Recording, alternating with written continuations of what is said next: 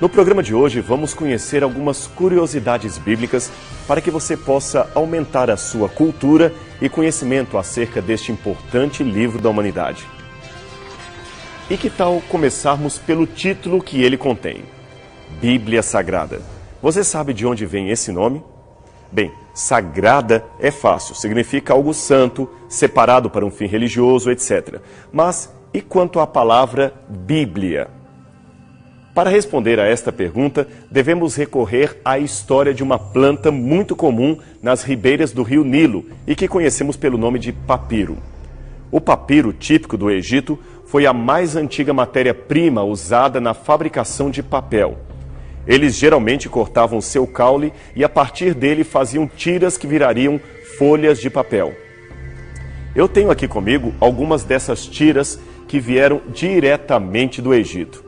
Elas são tiras de papiro. Quando ele ainda estava molhado, elas eram traçadas na posição que você vê aqui. E finalmente, depois de secadas ao sol, ficavam coladas umas às outras, formando folhas de vários tamanhos, como esta aqui, por exemplo. Essas folhas eram resistentes e nelas era possível imprimir o que você queria, como, por exemplo, o alfabeto egípcio. Mas a história do papiro não para por aqui. Por muitos séculos, os egípcios plantaram o papiro e o exportaram para várias cidades do mundo antigo. Em pouco tempo, ele se tornou a principal ferramenta de trabalho dos escribas. Nos tempos de Roma, o papel importado do Egito passou a ser extensivamente usado pela elite do império. Pensadores a mando de César escreviam nele as leis, diretrizes e histórias do povo romano. Mas este não era um produto barato. Por isso, pouquíssimas pessoas teriam acesso a uma simples folha de papiro em branco. Só para você ter uma noção, uma antiga fonte nos diz qual seria o preço de um rolo de papiro na cidade egípcia de Tubtines. Esta simples folha, este rolo de papiro, custaria o equivalente a 4 moedas como esta que você vê aqui.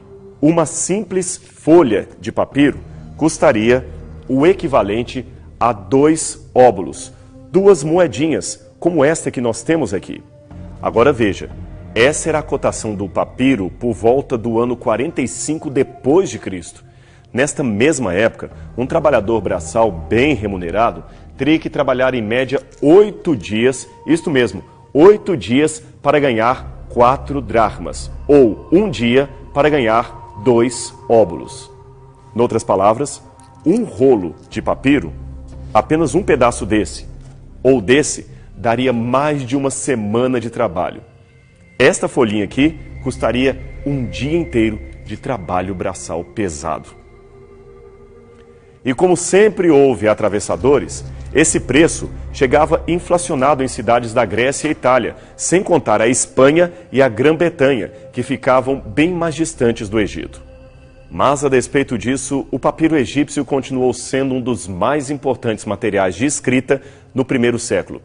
E por isso podemos supor que os originais do Novo Testamento foram também escritos em papiros e distribuídos entre as igrejas da Ásia. Mas o que tem a ver tudo isso com o nome Bíblia? É que biblos é o nome grego dado ao caule do papiro e, por extensão, ao rolo de papel que seria o livro daquela época. Ora, a invenção pode ser dos egípcios, mas quem deu nome a tudo isso foram os gregos, provavelmente devido a uma cidade fenícia chamada Byblos, que também era exportadora de papiros. Logo, Byblos significa tanto papiro quanto livro em grego antigo. Não é por menos que até hoje o acervo literário é conhecido como biblioteca. Mas vamos caminhar um pouquinho mais. Byblos é o livro, ok. Biblion significa livrinho em grego.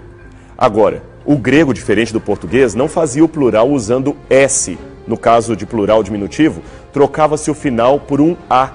Assim, o plural de biblion, livrinho, seria biblia, livrinhos, ou coleção de pequenos livros. Agora ficou fácil. O nome grego, Bíblia, passou para o latim e do latim para o português, e assim ficou conhecida esta extraordinária coleção inspirada diretamente pelo Espírito de Deus.